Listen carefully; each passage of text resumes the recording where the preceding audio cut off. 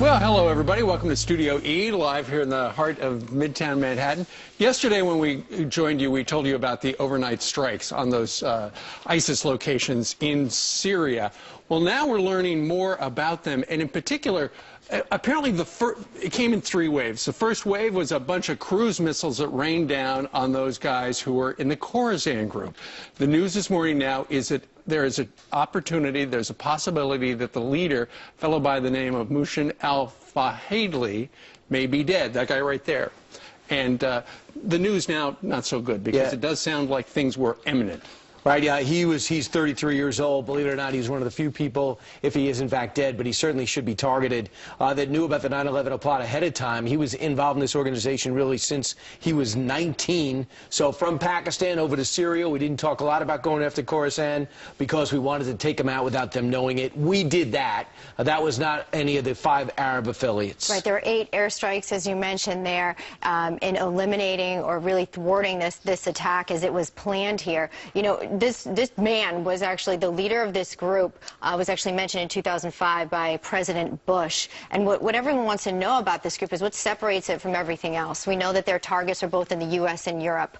We knew that they have found out that they're using Westerners as bomb mules, creating bombs that would go undetectable. Evidently, a lot of Westerners in that group had visas and just passports ready to go, and they're looking to put them into some type of plan. They have a specific aim here in the United States, using Westerners for those shields to get through. That's their method that they had been planning, and this thwarting of this attack is huge.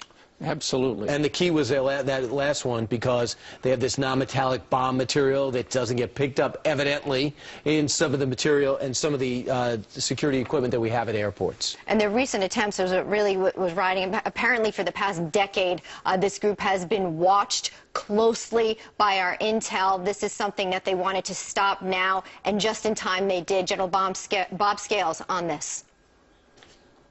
The danger of Khorasan is that they bring 2 things to bear that are still out there. Number 1 is the technology to develop second-generation bombs. This is non-metallic bombs that can't be sniffed out by dogs. The second thing they bring, since they're in Syria, is the ability to get a U.S. or Western European passport holder to carry that bomb on an airplane. Put those 2 elements together, put this guy on an airplane, and the results would have been catastrophic. And now they have the technology to start this all over again. It scares me to death. Well, it scares a lot of people. Also, remember in early July where the news came out from the Department of Homeland Security, if you want to get on an airplane, you got to make sure that when you turn on your phone, it actually goes on. Yes, because if it's not charged, we're not going to let you board with that. Well, this particular group has been linked to that particular threat. Also, according to one news source, the United Kingdom and also Australia intercepted messages that said there was a real possibility of a low-level gun and knife attack against people in a Western nation by people just back from Syria. So once again, if they couldn't do it up in the sky, they might have tried to do it down in a mall. Right. I think the argument can be made that any attack that is thwarted and put pause to is a victory there. You know, overall, 200 bombs were used, 48 planes, still assessing the damage. You can see the photos here. But there are some that are still asking, is this enough to really crush ISIS? How are these 2 groups related? We're actually going to speak with a former FBI detective and head of the group here on Fox and Friends to actually understand what exactly the dangers Right. This is part of the bomb damage assessment that was detailed yesterday by Lieutenant General William Mayville over at the Pentagon. There you see the picture before of a facility and then after. And here's another one. And, you know, when I was watching, I was thinking... You must have to look twice. Well, you have to look twice, and I thought he got them mixed up. And the damage is on the one on the right. Well, we saw it a moment ago. Because it just blew up half the building, they say, where most of the telecommunication equipment was. Well, see, that's just it. Why didn't they blow up the whole building? I mean, essentially, they knocked out cable TV for that building. There are some who say that the attacks were not serious. Jonah Goldberg was on the Bret Baier show last night and essentially said, look, we told ISIS 2 weeks ago we were going to bomb them. What they did over in Syria was just a light show. And you know what? Colonel Ralph Peters was on with Sean last night. He echoes that sentiment. These were not serious manful strikes. And I'll give you the evidence. Why did we go in at night There was no air defense threat. Could have done it in broad daylight. If you wanted to kill terrorists, you would have hit those headquarters and compounds and logistics sites at 10 or 11 in the morning when they were crowded with leaders, staff officers, flunkies, etc. Instead, we hit empty buildings at night.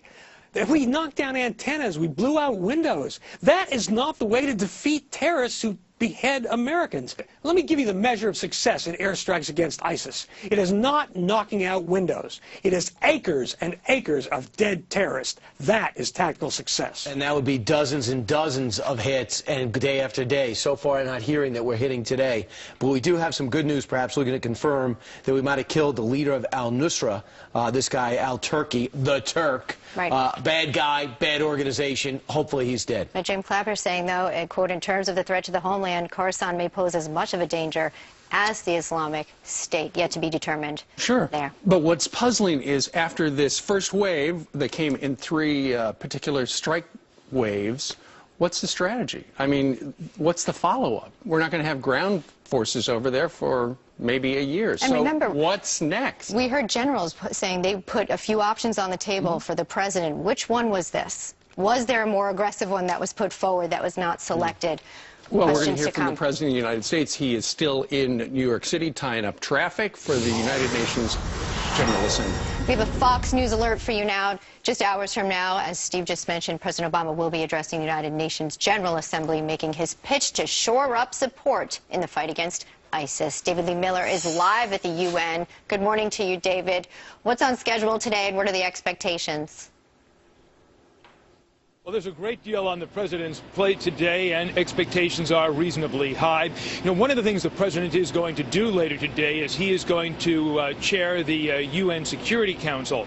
President Obama is the first ever U.S. president to do so, and it is expected that he is going to ask the Security Council to pass a binding resolution calling for all countries to stop both the recruitment and the transport of ISIS fighters.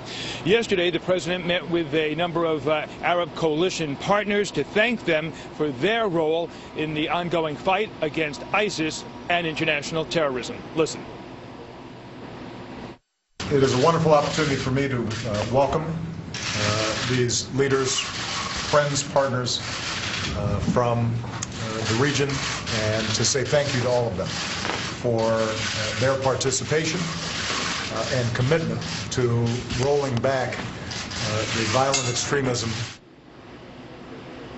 And before the president chairs that meeting of the Security Council, he is going to address today the UN General Assembly. That's going to take place about 10 o'clock Eastern Time.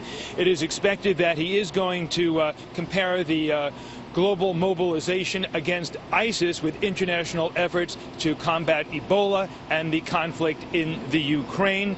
This, by the way, is President Obama's 6th appearance before the world body.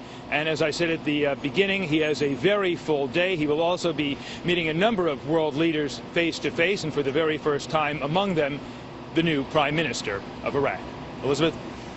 Thank you, David. We appreciate that. Check back in with you soon.